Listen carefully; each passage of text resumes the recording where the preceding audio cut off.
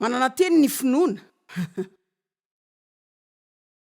Afaka mandre finoana avy eo ambavan'ny olona ianao, afaka mandre tahotra avy ao koa, afaka mandre fanahina ny fisalasalana sy ny tsy finoana. Ny finoana dia miteny. Hebreo 4:7 koa satria isika manana ampisorona lehibe izay lasa namaky ny lanitra dia Jesosy zanak'Andriamanitra. Aoka isika hiazona ilay efa nekentsika dia ny finoantsika azy. Ina zao no mba ekenao izay lazainao mafy eo ambavy eo zany, izay zavatra teneninao amin'ny teninao ihany zany.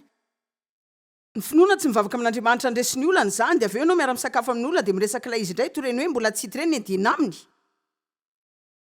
Mipetraka eto mihitsy aloha zao dia lasa zavatra aminareo. Matetika mila mipetraka mihitsy miteny zavatra aminareo. Eny ary, vonina ve nareo? Fa anao mamakely vetivety anareo aloha. Rakizya. Raha tena te ahita ny finoanareo miasa nareo dia mila tena janonareo tanteraka ny fitseratena.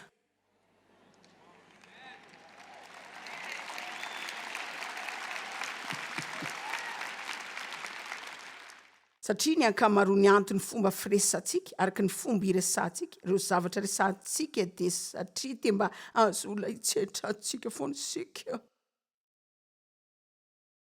Hoenao hoe Joyce angamodiso ny mitady fanampiana avy amin'ny namana. Tsy afa raha mila manao zany ianao dia indray mandeha any atao dia vita amin'izay dia mitohiza amin'izay. Fa aza dia izany foana anao verimberinao. Amen. Dia firy aminareo no mahita fa hoe raha mivavaka sika hoe nivavaka tamin'ny finoana dia miandrandran'Andriamanitra sika, izany hoe mino sika fa miasa izy dia farafaratsiny raha iresaka mikasika ilay olana sika. Andao resany zany ho tahaka ny hoe efa iverintsika sady fa Andriamanitra efa miasa amin'izany ary izy no anao zavatra amin'izany. Fa andao mba tsy ataontsika fomba hitadavana olona hitsetrantsika foana zany. Amen. Fa miteny ny finoana. Za mino fa miasa ianao Andriamanitra, za mino fa miasa ianao. Za mino fa miasa eo amin'ny zanako ianao. Za mino fa miasa ianao zao, efa mivavaka, efa renao mivavako. Manana ny teny ankinako amin'izany ary lavoko ny inona hoe ianao hono tsy matoky ary ho hitako foana ny efa ran'ny finoko. Amen. Tena manasika, tena reraka sika. Tena mandalo andro sarotra sika. Zany ny fanampitsika dia mila zavatra tahaka izao sika mba iarahana miaraka, dia mila mozika tsara sika, mila fiangonana tsara sika, mila namana tsara sika, satria betsaka ny karazana dalàna izay manao izay isariana antsika dia mila olona izay manangana antsika sika. Ny finoana tsy miankina amin'izay hitantsika saina na tsapaina. Korintiana 4:5-7. Sika miaina amin'ny finoana fa tsy fahitana. Ka finoana no andehanantsika. Manamboatra ny fiainantsika sika dia mitondra ny tenantsika any amin'ny fandresen-dahatra na finoana manaja ny fifandraisan'ny olona amin'Andriamanitra sy ny zavatry ny lanitra. Amin'ny fahatokiana sy ny fitiavana masina zany no andehanantsika fa tsy izay mitranga sy hitan'ny maso. Hitanareo tena tiako ny tantaran'i Abrahama dia tsy aka fotoana hijerenandro manafahefatra sy amakiana azo anareo fa tiako ilay hoe izy tsy mba nanao mody tsy nahita izay olana teo aminy fa hitany zany fa tsy zany nentiny nandeha. Abrahama ninon'Andriamanitra amin'izay andova azy. Kanefa dia mbola tena tsy nitombona tanteraka zany no asarana ny natiorany zany hoe hiteraka izany indray. Nefa izy roa dia samy efa tena antitra be daholo. Efa nihoatra ny taona fiterana izy ireo. Ankoatra ny teny fikasan'Andriamanitra. Nampana tena Andriamanitra. Ary ny Baiboly milaza hoe tsy hisy fisalasalana na tsy finoana na mpiontsina azy raha ny amin'ny teny fikasan'Andriamanitra. Tsy misy olona mampanantena anao zany ka hoe tsy hisy ny fisalasalana sy tsy finoana ho avy aminao ihany koa. Zany mahatonga ny mahazava-dehibe ny teny izay lazaintsika raha vao tonga mihitsy ny fisalasalana. Maninona raha manokatra ny vavanao dia milaza hoe za tsy mino an'izany, za matoky an'Andriamanitra fa miasa izy zao. Fomba tsara indrindra hanapahana fisainandratsy dia ny filasana zavatra mahomby. Dia tiako ijery Luka 5 sika ireo 5:1. Io zao dia tatitra ny amin'ny fanjonoan'ireo mpianatra sasany izay tena nahazoky zavatra betsaka. Nanana toro-teny betsaka tamin'ireo 5:1 ireo a. Ary raha ny fanizina taminy vahoaka mba hiain'ny tenin'Andriamanitra dia nijanona teo amoron'ny farihin'i Genesareta Jesosy ranomasin'i Galilea io. dia alay vosary an-tsainy Jesosy nijoro teo amin'ny moron farihy. Ary nahita sambo kely rony jana teo an-tsisiny farihy izy, fa ny mpanarato efa niala taminy ka nanasa ny aratony. Ary niditra teo amin'ny sambo kely anankiray izay an'i Simona Petera izy, dia nangataka taminy, hiataka kely amin'ny tany dia nipetraka nampianatra ny vahoaka. Ary misy antony dia nanaovana izany aza fa tsy ho velariko betsaka izany, fa izany aloha dia resaka fanamafisam-peo rehefa mankeo amin'ny tokony hisy ianao ianao. Eo ambony rano dia ny rano mitondra ilay feo eo amin'ny olona. Tsy mbola nanana fanamafisam-peo tahaka izay nanantsika amin'izao izy, fa izay matetika no isany mahatonga azy mandeha kely eny amin'ny rano eny, hitory eny ambony sambo.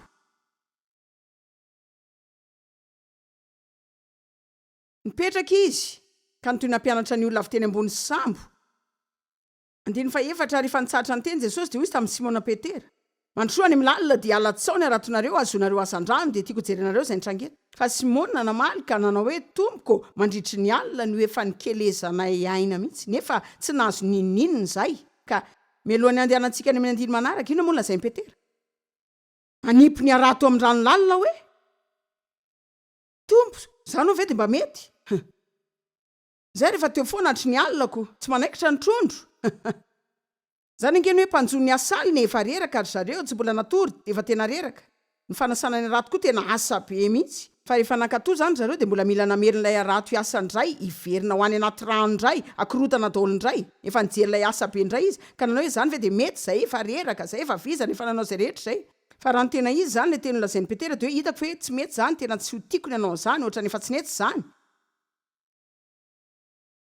Fa noho ny amin'ny teninao dia arotsako indray ny aratoko. Fa noho ny amin'ny teninao arotsako indray ny aratoko. Tsy tena tiany loatra zany, tsy tianao zany izy, tsy ny sainy zany mety akory azy izy, fa satria Andriamanitra no teny zany dia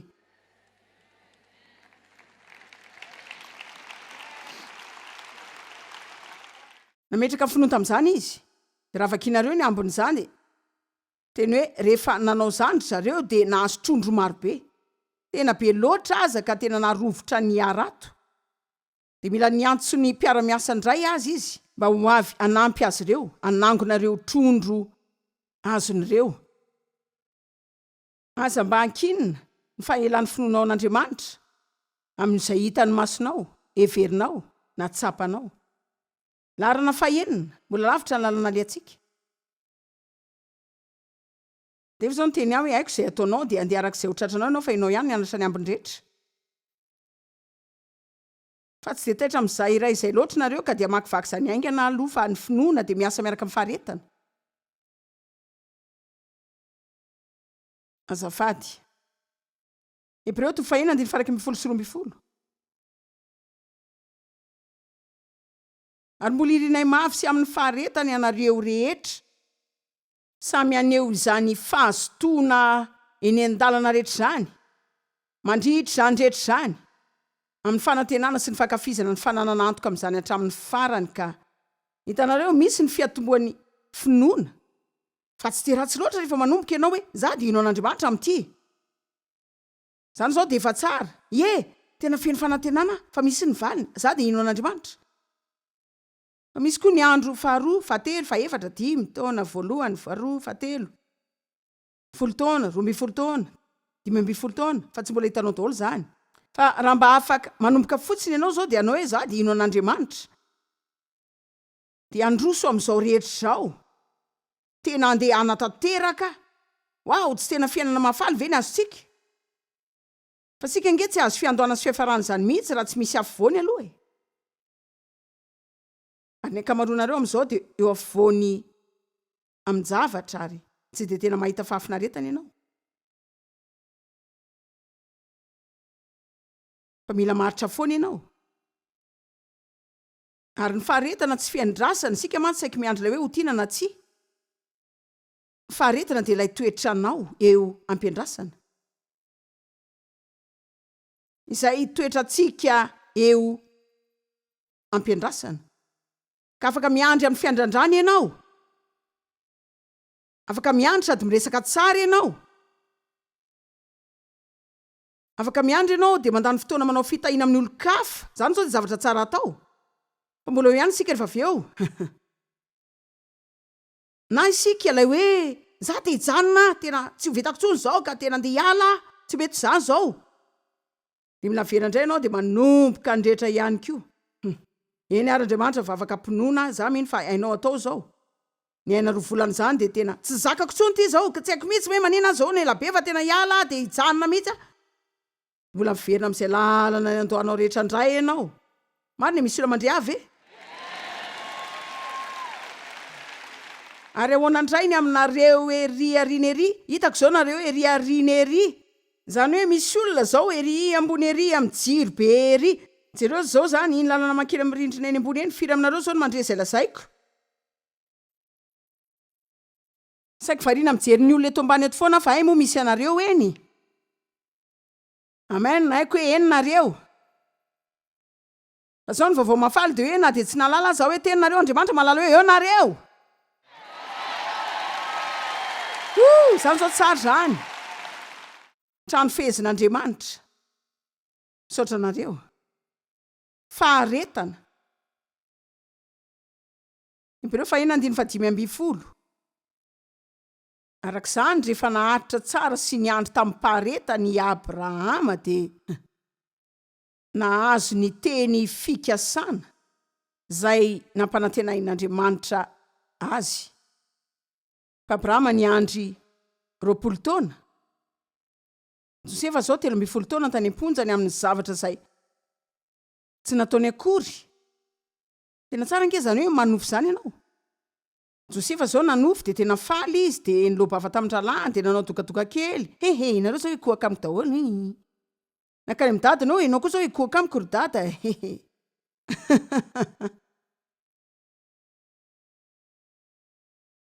fa mbola nila nandeha tany nananana tany izy aloha zany sasany aminareo zao mbola anatin'ny dezera amin'ny fiainana ka nainao zany na tsy de manadalanao zany zay mila avoaka mialohan'ny iomananao andray zay manandriamanitra ho anao ndray mariny ary tsy tsokony amavona mihitsy ny toeranao zao de mila makafi zay misy anao zao mihitsy azy ianao akeny am'izay isy anao ia hoe mila mianatra makafi zay misy anao ianao hoe ny andalana ho any amin'ny alehanao eny ary larana fafito ny finoana de miasa sy mahazo hery amin'ny fitiavana ihany ary zany koa ny mbola fizarana folo avy hatrany zao fa andehanana mpitiavana iny ary zao ny ianao impiry zao ianao mba mianatra fitiavana mba tena hainao marina ve ny teny momba ny fitiavana ahoana ny fitondranao olona firy zao no misy ny olona mahatezitra anao eniko zany zao lay hoe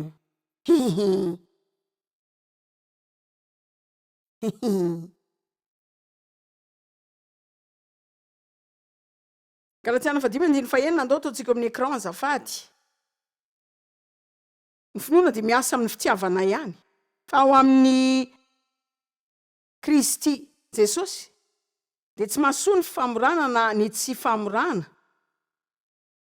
tsy zany no mikoty fa ny finoana zay miasa tokana sy mahery ary miseho amin'ny fitiavana ka olazaiko anareo ary zay mitrangeto Paoly zany toy ny efa leo kely ny amin'ny reo Galatiana zay miresaka famorana foana tsy voafory za tsara noho nareo za efa voafory nareo tsy voafory nareo mila foraina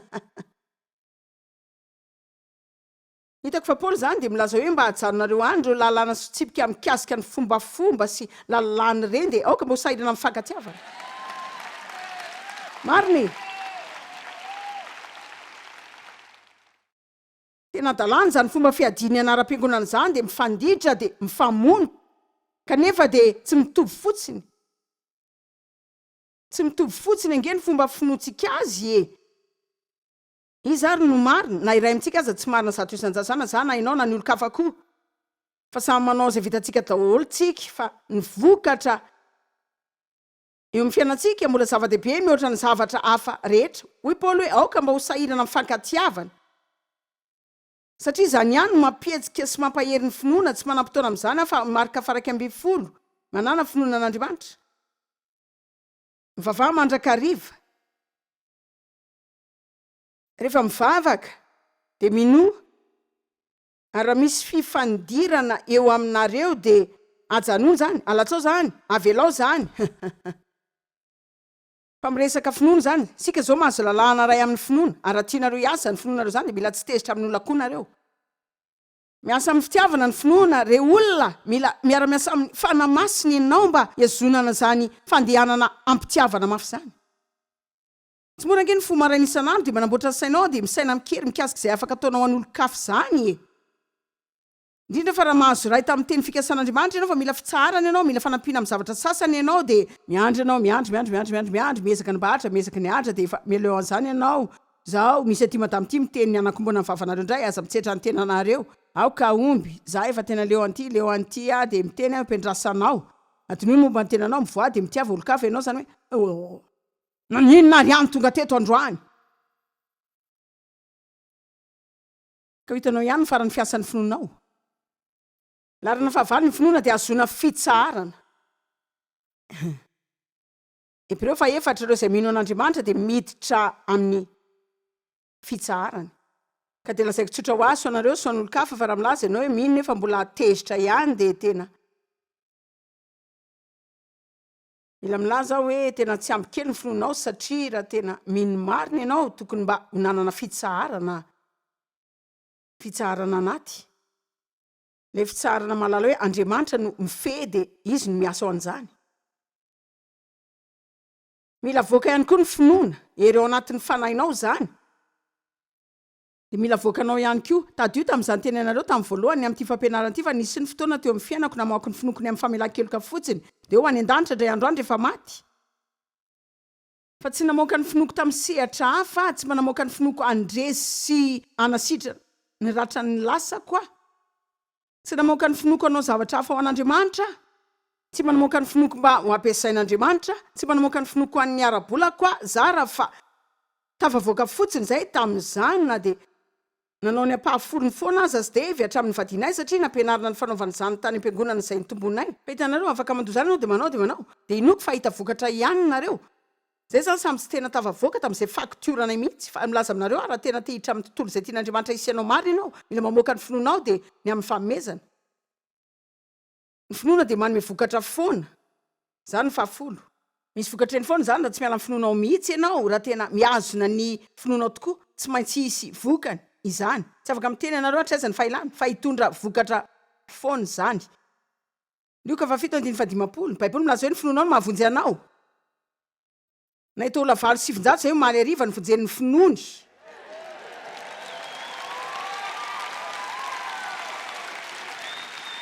Dia mba sainy zany. Miala avy tany amin'ny lalan'ny elo ry zareo. Satria nanapa-kevitra ampiasan'ny finoana zay nananany an'Andriamanitra, mihoatra ny an'olana na koa ny tenany. Nanapa-kevitra ny bebaka ry zareo ny amin'ny fomba fiainana, niodina ho any amin'ny lalakafa indray, ary eto izy zao ho any amin'ny lalana mankany an-danitra. Zany zao dia tena vokatry ny finoana. Amin'ny Lioka 7:7-7. Baiboly milaza hoe ny finoanao no nasitrana anao. Tena tiako raha mba nanana fotoana amin'izany rehetra zany fa tena ila zavatra aminareo. Raha mila mina fanafody nareo any zany, raha mila makany mpitsabo mandana. Fa aza manao zavatra tsy misy finoan'Andriamanitra anasitrana eo amin'ny fiainanao zany. Za tsy mino zany hoe misy fanafody na mpitsabo afaka hanampy antsika raha tsy mino an'Andriamanitra sika ampiasa an'izany. Jesosy ny mpanasitrana antsika, ary za mino fa ny fanasitranana rehetra dia avy any aminy. Tsy hisy fanasitranana ankoatra ny avy amin'Andriamanitra. Na dia ny fahendren'ny asa fitsaboana ankehitriny aza azon'izy ireo avy amin'Andriamanitra zany, ary zavatra tsara nanomezany azy raha zany efa madaholo sika. Za tsy mankany mpitsabo zany raha tsy efa mivavaka ho an'izay andehanako. Aza mandray fanafody io raha tsy efa nivavaka ianao mba hitahin'Andriamanitra zany dia hosorany dia ho ampiasainy. Ambonin'izany matoki an'Andriamanitra ny amin'ny fanasitrana, satria na dia ny fanafody aza tsy havidy zany, na ny olona aza tsy havidy zany, Andriamanitra ihany no ahasitrana anao, fa mbola Andriamanitra mpanao fahagagana izy.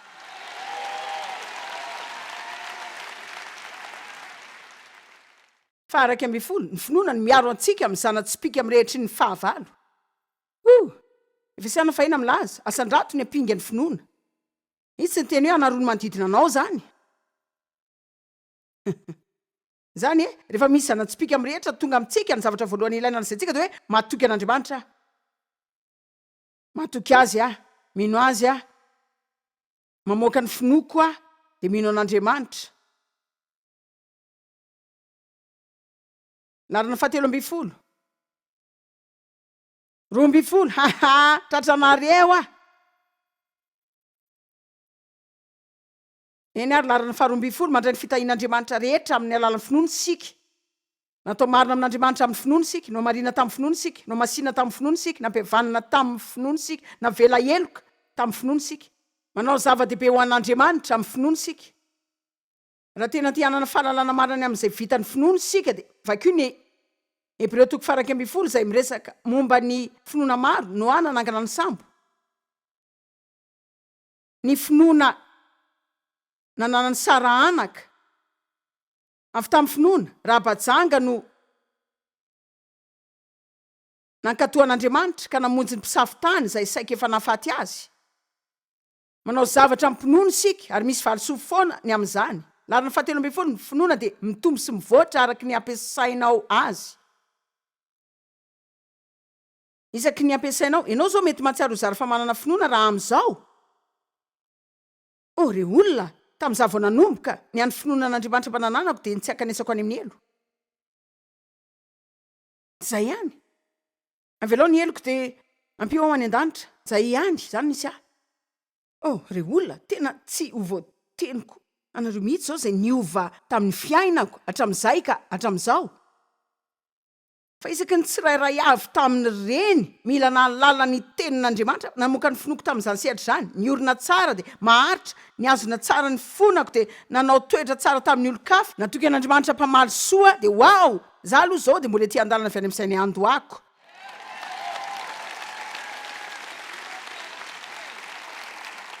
Hoenao afrina ianao tamin'izao, efa teo amin'ny 7 amin'ny 30 taona. Reo olona za vao nivonjena tamin'ny herinandro lasa. Tsy. Aza manao an'izany. Lazao hoe saorana Andriamanitra ve ety andalana? Saorana Andriamanitra ve ety andalana? Larina 14 matetika ny finoana mila miady. Timoty 2:12 milaza, miadiny ady tsara ny finoana. Petera 2:15 milaza hoe toero amin'izay ataony ny devoly, miorena tsara manohitra azy. Maninona ny teny izany? Mila miady ny finoana. Matetika mahitsy tsara mila mampiasa ny finoana ianao ny anjehana ny devoly.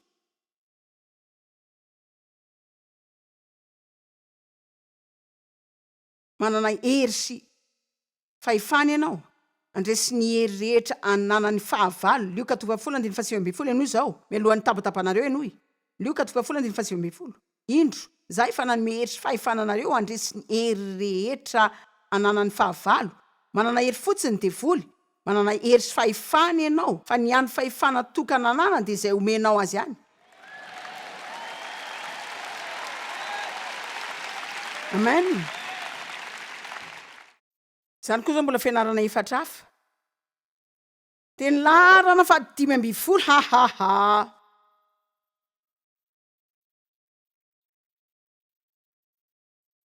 Ny finoana ihany no zavatra tokana mandresiny ny tahotra. Ary ny tahotra dia saika mameno ny tany ankehitriny. Ny Baiboly milaza fa ny parany ihany dia horeraka amin'ny tahotra ny fon'ny olona. Dia mandre kristiana izay efa ela tao amin'ny fanjakana lanitra azy ianao, miresaka ny amin'ny tahotra ny amin'ny zava-misy ety an-tany ankehitriny. Za tsy matahotra. Tsy haiko inona ny zavatra hitranga dia tsy haiko hoe tena nany filaminana eny foana avy e. Fa raha matahotaho-poana koa dia ny olona rehetra mihitsy no very. Ka te hitohy asa mafy arak'izay vitako mba hitondra ny vaovao mafalo azy ireo raha mbola velona koa. Dia sady tia lala ny tia anao ny anjarako ihany koa. Tsy hanondrika ny lohako amin'ny tany ka anao tahaka ny hoe tsy misy zavatra tsy mitranga akory, fa lavo kosa ny atahotra an'izany. Hainareo nahoana satria raha nosafidian'Andriamanitra sy ianao mba ho velona amin'izao andro sy ora izao, dia vonona amin'izany isika, manan'izay ilaina amin'izany. Amen.